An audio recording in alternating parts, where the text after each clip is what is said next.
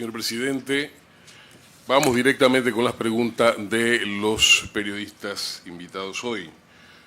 Francisco Cedeño, de Hispania TV. Buenos días, presidente. Don Francisco. Recientemente, hace unos minutos, el expresidente de Bolivia, Evo Morales, emitió un tuit donde exigía de manera más contundente que el gobierno de Bolivia otorgue el correspondiente asilo diplomático en favor del compañero Saúl Méndez del Suntrax, quien junto a sus compañeros es víctima de persecución en Panamá. Quisiera conocer sus impresiones respecto a este tuit. Y un segundo tema, aprovechando, presidente, esta semana la Corte Suprema de Justicia emitió un fallo en el que ordenaba el reintegro inmediato de la profesora Yana Rueda en el caso de Udelas. Se han dado muchas especulaciones sobre este tema porque, a pesar de este fallo y del de la Procuraduría de la Administración, no se tiene en este momento pues una sentencia en firme ni la respuesta por parte de Contraloría que siga asignando fondos a una administración que para ellos es usurpadora. Con relación a lo primero, el presidente de Bolivia es mi buen amigo Luis Arcia, no Evo Morales. Así que ese es un tema que es la opinión del señor expresidente de Bolivia, se respeta, pero no tiene ninguna vinculación, o sea, no es vinculante con Panamá. En lo otro sí lo leí. Si es un fallo de la Corte, pues es un fallo de la Corte. Ahí no hay más para dónde coger. Sin embargo, no estoy al detalle con ese tema. Créame lo que he tenido 1000 cosas en la cabeza y decisiones que estar tomando día a día, que Udelas no es una prioridad en este momento, con todo respeto lo digo. Pero si es un fallo de la Corte, es un fallo de la Corte, ¿no? ¿Qué se puede hacer, no? Estoy claro que para eso hay elecciones internas, para eso hay procesos democráticos internos en las universidades que se deben respetar. Pero bueno, falló la Corte en eso. Yo no soy quien para cuestionar un fallo de la Corte. Inapelable. Sí, así es. Rafael Ruiz, Radio Red. Buenos días, presidente. ¿Cómo estamos? Sí, presidente, dos consultas. Sí, cabe la posibilidad de que se le otorgue salvoconducto al señor Saúl Méndez en caso de que se oficialice el tema de su asilo político. Otra pregunta, presidente. Algunos sectores están preguntando si habrá las mismas diligencias de investigación con personas acusadas de delitos en el pasado gobierno, como se ha hecho con los dirigentes de Suntra. Buenos días, presidente. Gracias. El asilo no ha sido calificado aún. En Bolivia, hasta donde tengo entendido, funciona la Comisión Nacional de Refugiados, que es un ente que no es la Cancillería y es la que determina estos asuntos. Tienen un tiempo perentorio para decidir si hay o no hay asilo. Yo no quiero entrar en especular sobre este tema. Si hay asilo, habrá una decisión que evaluar y tomar con la Cancillería panameña, y si no, pues no. Yo no te puedo anticipar lo que no ha pasado, sinceramente. Pero sí, Bolivia es signataria de convenios internacionales como lo es Panamá, pero ellos tienen una decisión soberana que las mismas convenciones internacionales adscriben al Estado asilante. Nosotros en eso, así como entró, pidió asilo, deberá el gobierno de Bolivia decidir si sí o no da esa protección al señor Méndez. Y el otro fue... Investigaciones, Carlos. Algunos sectores preguntan si habrá las mismas diligencias de investigación en denuncias de personas que en el gobierno pasado acusadas de delitos contra el Estado, y si se va a minimizar como se ha hecho por parte hacia los actuales dirigentes de Suntra. Mire, yo no puedo responder por diligencias de investigación. Mi gobierno, a través de sus distintas instancias, ha presentado cerca de 300 denuncias por hechos ocurridos en la administración pasada. Serán las instancias del Ministerio Público y posteriormente el órgano judicial quienes decidan qué se hace y qué no. Lo único que le digo es que todo lo que ha sucedido, aunque parezca coyuntural, son acciones legales que vienen de muchos años antes y que dieron fruto producto de la tenacidad y el trabajo que se ha realizado. Yo no investigo a nadie ni mando a arrestar a nadie. Esa potestad no la tiene el presidente de la República. Así que es lo que te puedo decir. Le toca a ellos explicar. Creo que lo debieran explicar, pero bueno, esa es una decisión ya muy particular Sobre todo el Ministerio Público en este momento, que es el que tiene en su tapete la investigación y las órdenes de arresto y allanamientos, etcétera. Michelle de la Osa, Panorama Marítimo. Buenos días, señor presidente. ¿Qué hubo, Michelle? Señor presidente, yo voy a retomar un tema de una respuesta suya anteriormente que me dio para que me aclare un poco. Sí. Usted me mencionaba en el caso de Isla Margarita que se iba a convocar una licitación internacional, pero en el caso específico de Isla Margarita tiene dos componentes. El componente que es la concesión de fondo de mar que da la autoridad marítima y una potestad de la autoridad marítima. Y el segundo componente son las tierras privadas que están en un litigio desde hace mucho tiempo. Así es. Pero también es cierto que hay una gran demanda portuaria de operadores que quieren entrar a Panamá, no solo en el Pacífico, sino en el Atlántico. ¿Cómo vamos a resolver este tema de convocar una licitación o dar más terreno para entrar en un nuevo puerto en el Atlántico? Y una pregunta de algo que acaba de que se inició ayer, se abrió una investigación a los registros de conveniencia por parte de la Comisión Federal Marítima. Debido a los accidentes, obviamente que el tema del registro de conveniencia siempre ha sido peyorativo y se ha calificado a Panamá. Si me puede responder estas dos, ¿cuáles son las acciones? En efecto, y la Margarita sufrió ya el trámite ante la Junta Directiva de la AMP en cuanto a la concesión de fondo de mar y fue revocada. Ellos tendrán los recursos que correspondan en la esfera administrativa para agotarlo y se decidirá ese tema.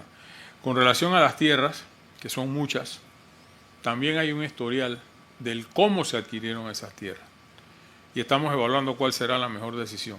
¿De qué hay interés? Por supuesto de que hay mucho interés. Yo solo esta semana he hablado con dos jugadores importantes de la industria marítima portuaria y claro que la Margarita es el primero, es el último pedacito que queda a disposición en la entrada del canal del lado Atlántico. Así que, ¿qué es lo que te puedo decir? No puedo adelantar más nada porque no ha pasado más nada. Cumplimos acá y se va a tomar una decisión por parte del órgano ejecutivo con relación a esas tierras. Lo que sí es, pueden tenerlo seguro que vamos a limpiar esa concesión. Tomará un tiempo quizás, pero vamos a limpiar esa concesión como corresponde porque la oferta está de múltiples jugadores importantes de ese mundo que quieren un espacio para abrir más puertos, que es lo que le conviene a la República de Panamá. El concepto de registro de conveniencia, y la Comisión Federal debiera saberlo, desapareció hace muchos años. Ese registro existió hace 40 años atrás, 30 años atrás, que le llamaban banderas de conveniencia. Porque sí, en efecto lo eran, sin mayores trámites, sin mayores requisitos de cumplimiento con los rigores internacionales en materia de seguridad en el mar o de la vida humana en el mar, se abanderaban a diestra y siniestra buques. Panamá pasó por ahí. Fuimos una bandera de conveniencia hace muchos, muchos años. Desde que Panamá empezó a depurar su registro, a tener dentro de su registro naves nuevas, y cuando digo nuevas en el mundo marítimo, una nave de menos de 20 años es una nave nueva, se cambió el concepto a registro abierto, que es lo que es Panamá. Todo el que quiere abanderar una nave bajo nuestro pabellón, primero hay que hacer un due diligence. Los abogados tenemos que hacer un due diligence de la nave, de los propietarios, de todo el mundo para hacer la solicitud de abanderamiento. Ya no es a tontas y a locas que se hace ese registro. Si de la Federación, ¿cómo se llama? La Comisión Federal habla de esa manera, desconoce la historia, lamentablemente. Intuyo por qué lo dice su presidente, pero lo dejo ahí. Panamá no es un registro de conveniencia y no... si lo que quieren es hacerle daño a la bandera, lo están haciendo. Sí, por supuesto, no han parado de tratar de hacerlo. No de ahora, desde hace muchos, muchos años. Yo recuerdo en los años 70 que la UNTAC era un ente que atacaba durísimo a Panamá, a Belice, en aquel tiempo que era un registro importante. Ahora, pues, curiosamente no le dicen nada ni a Marshall Island ni a Liberia, que son registros norteamericanos disimulados. Operan en los Estados Unidos. Son registros gringos. Pero a Panamá entonces sí le aplican o le quieren aplicar sanciones que no vienen a cuento. El registro panameño se va a mantener y se va a fortalecer. Yo estoy haciendo el esfuerzo que haya que hacer para seguir depurando, para seguir levantando el prestigio de nuestra Marina Mercante junto con el sector privado que dedica mucho tiempo, esfuerzo y recursos a promocionar y a mantener el registro panameño. Y agradezco en este momento, claro, la lealtad de usuarios importantes de este registro, como Grecia, Corea del Sur, Japón, entre otros. Así que la fidelidad de nuestros clientes están allí. Panamá no es una franquicia como son los otros registros. Panamá es un país detrás de su bandera. Eso es una gran diferencia. Liberia opera allá cerquita de Washington y Marshall Island también. Esas son franquicias que esos estados otorgan a una empresa privada para manejar su bandera como corresponda. Panamá es un país que respalda con sus instituciones a su bandera. Esa es una gran diferencia de ser un registro franquicia a un real registro con un país que respalda la operación marítima con todo. Yaisne Betancourt, Radio Panamá. Buen día, señor presidente. Señor presidente, entendemos la importancia de garantizar el libre tránsito en las calles, pero la batalla en temas de educación se está perdiendo. Hoy se cumple un mes sin clases y miles de estudiantes siguen sin recibir formación. ¿Qué acciones inmediatas usted va a utilizar para que los estudiantes vuelvan a sus aulas de clase, tomando en cuenta también que esto también está afectando el cobro de sus becas universales? Bueno, es que una cosa lleva a la otra. La beca universal es para el que estudia, no para el que no estudia. Por otro lado, hoy le escribí a la ministra temprano y que quiero sentarme con ella a ver ya cómo vamos finiquitando este asunto. A nivel nacional se han ido incorporando cada vez más escuelas mayores de estudiantes. Hago un llamado a todos esos padres de familia irresponsables que están usando a sus hijos como carne de cañón, sobre pretexto de lo que quieras. Esa no es la manera de usar a la juventud escolar panameña para proclamas políticas o apoyos políticos a determinados sectores. Se está afectando, en efecto se está afectando. Está disminuyendo porque en términos generales toda esa acción ha ido bajando de intensidad y seguirá bajando de intensidad. Pero depende mucho, no solo de los gremios, que tienen una palabra importante que decir, sino también de los padres de familia y educadores que quieren respaldar el inicio de clases normalizado lo antes posible. ¿Cuándo se presentará la ley especial de los bananeros con la reunión que sostuvo con los jefes de bancada de la Asamblea Nacional? Y por otro lado, ¿simplemente se tocará la ley con respecto al sector bananero o también se pretende tocar algo de la ley 462? En Changuinola están los dos ministros, el de Comercio y la ministra de Trabajo. De mi parte se dio lo que se podía dar. Yo tuve una reunión con los jefes de bancada, no fue para hablar de ninguna ley, sino de una propuesta de ley que fue el producto de casi 15 días de reuniones y de trabajo allá por esta comisión de ministros y 8 reuniones con el sindicato de la bananera de Chiquita. Ya no sabemos en qué idioma explicarle al dirigente Smith, Francisco Smith, el enorme daño que su intransigencia está causando en el sector de empleos de Bocas del Toro. La compañía va a empezar a votar gente y después no se quejen. Hoy le dije a la señora ministra de Trabajo que tiene hasta la 1:30 para convenir en ese proyecto de ley, que es básicamente volver a traer a la vida jurídica la ley 45 que regula el tema bananero. Y si el señor Smith no la firma, no firma el acuerdo, pues, y no se allana a ayudar en esta moción, pues no va a haber ley. No se presentará en las sesiones extraordinarias ninguna ley sobre el tema bananero. Ya tendrá la compañía que actuar como corresponda, destituir a los que corresponda para salvar su operación en Bocas. Créame lo que me duele, y creo que lo hablé muy bien la semana pasada aquí. Esa intransigencia no es buena. Si tú eres dirigente, tú tienes que dirigir en función del beneficio colectivo, el mayor posible de tu dirigencia. No meter a esos 7.000 personas, 7.000 y tantas personas al calvario del desempleo en una provincia que vive de la bananera. Punto. Ahí no hay otra actividad económica que genere esa cantidad inmensa de trabajo, de puestos de trabajo. Y que obviamente una empresa como tal, con fines de lucro, porque los negocios tienen lucro o buscan lucro al final de la jornada, tiene que preservar su sentido de negocio. Si es negocio, seguir luego de toda esta hecatombe, ¿con cuántos empleados voy a seguir? La huelga es ilegal.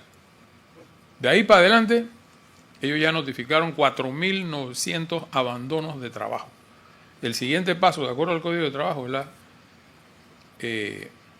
destitución o botadera con justa causa por ser una huelga de hecho, no una huelga legítima. Así que el señor Smith tiene sobre sus hombros una gran responsabilidad si de verdad le interesa a sus compañeros de lucha y a sus compañeros sindicales de Bocas del Toro. Lo único que le digo es que hemos querido manejar esto con mucha prudencia, porque sabemos lo complicado que es este tema. Y no hay ninguna decisión posterior adoptada. Me preocupa, veo con buenos ojos que por lo menos abran un par de horas al día para que la cosa se maneje. Me alegro que hayan celebrado y destrancado la ciudad para celebrar el campeonato de Bocas del Toro. Eso es bueno, por lo menos tienen espíritu deportista. Yo recibiré aquí al equipo campeón de Bocas del Toro la próxima semana. Voy a coordinar con mi gente para traerlos aquí a la presidencia, porque hicieron un gran juego. Vi algunos pedazos, pero jugaron de primera y los felicito al equipo campeón de Bocas del Toro. Pero bueno, ese ánimo y ese entusiasmo del equipo tortuguero que se plantee también en las calles, y ojalá entiendan que esa no es la ruta. La única ruta donde los va a llevar es al descalabro final y al desempleo. Y ahí está, vuelvo y repito, ahí está Puerto Armuelle de modelo y de foto, para que la vayan viendo cómo quedan ese tipo de pueblos que es monoproductor. Alma Solís, de APE. Gracias. Buenos días, señor presidente. Hola, Alma. Hola. Señor presidente, dos preguntas. La primera es, ayer empezó a circular información Ya de me que están colando dos por una. Panamá y Venezuela estaban por reabrir vuelos comerciales. Me gustaría saber si se puede confirmar esta información, sería pronto, y si esto es algún inicio también por reanudar las relaciones diplomáticas entre ambos países. Y la otra pregunta que quería hacer es sobre la situación del país. Usted lo ha mencionado, hay afectaciones económicas y en la educación. ¿Cuáles serían las siguientes acciones o cuánto tiempo más podrá tomar el país estos cierres y estas manifestaciones que están afectando? En efecto, tengo en mi celular una carta que mandaron a raíz de lo que usted menciona para reanudar los vuelos. No sé los términos porque justamente no le he abierto. Lo voy a evaluar con mucho detenimiento de una vez, porque salvo que la carta plantee otros temas que no son de ese propósito, a Panamá le conviene abrir los vuelos comerciales a Venezuela. Y algo que pedí, por otra parte, necesitamos que también Venezuela ayude en el transporte de sus ciudadanos que vienen bajando del norte para el sur. O sea, inmigrantes venezolanos, que son ciudadanos bien, no son delincuentes, no tienen prontuarios, sino cogidos en la mitad de un problema, que salieron de su país, cruzaron por aquí, se salvaron cruzando por aquí, llegaron hasta donde pudieron haber llegado y ahora vienen de vuelta. Así que yo evaluaré eso hoy con el director. Les pedí ese apoyo, evidentemente, porque nos es muy difícil a nosotros. Y el número, aunque no lo tengo, no lo traje hoy, pero el número va subiendo poquito. No es una masa de gente que está entrando del norte hacia el sur, pero son la mayoría venezolanos. Eso sí, te lo puedo decir sin lugar a equivocarme. Así que la evaluaré hoy y se sabrá. Yo le daré la instrucción para que esto sea público. Y lo que necesitamos es esa etapa. De relaciones diplomáticas no ha habido nada. La situación del país. ¿Qué te puedo decir? No está en mi capacidad poder solucionar las pretensiones de estos señores. La ley 462 no será revisada. Vuelvo y lo digo. Esa ley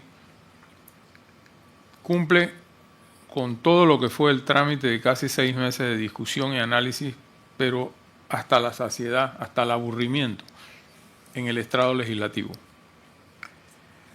Todo lo que esos sectores plantearon desde el día 1, en agosto del año pasado, que los reuní aquí en la presidencia, se concesionó, se dio.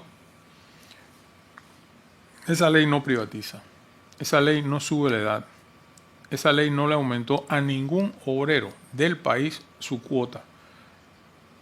El traspaso de ese 3% recae en la empresa privada y recae en el gobierno nacional. Esa ley plantea el aporte efectivo de 960 y pico de millones de dólares del Estado, del gobierno panameño, que es la plata de todos nosotros, a través de nuestros impuestos, para reforzar el concepto de invalidez, vejez y muerte, el programa de IBM. Con esa nueva ley se ha comenzado a ver un cambio en la administración de la Caja del Seguro Social y en los programas y definiciones que se tienen que tomar ahí, y se tienen que tomar urgentes. Yo no descanso en eso. O sea, tenemos que resolver sobre todo el tema, que es el tema quizás más humano, el buen trato al paciente. Para mí el paciente es primero, siempre lo será. Y obviamente, en estos días que fui a la ciudad hospitalaria, me llamó positivamente la atención la cantidad de gente que ya la está usando. Eso es muy bueno, porque están disponiendo de una utilidad del Seguro Social para los asegurados en cantidad bastante de muchos usuarios, y sobre todo en otro ambiente de primer mundo que no lo tenía en ningún hospital de la Caja del Seguro Social con anterioridad a la apertura de los distintos módulos que tiene la ciudad hospitalaria. Yo siento que hoy por hoy, en un altísimo porcentaje, el sector construcción está trabajando. No está ya siendo influenciado, ni mucho menos amenazado por el sindicato. Así que faltan los educadores, sin duda alguna, y sobre todo más focalizado en la provincia de Veragua. Pero hoy conversaré con la ministra Lucy Molinar para ver cómo vamos a ir poniéndole final a esto. Y en el tema de la construcción, que es otro factor importante, todas las obras de construcción están casi a su normalidad. Así que una vez superado esto, que yo no le doy muchos días más, pues el país arranca nuevamente o continúa creciendo como enseñan los datos que he transmitido esta mañana a ustedes. Muchas gracias, señor presidente, por sus declaraciones. Estimados amigos, ha concluido esta conferencia. Gracias. Gracias, que pasen.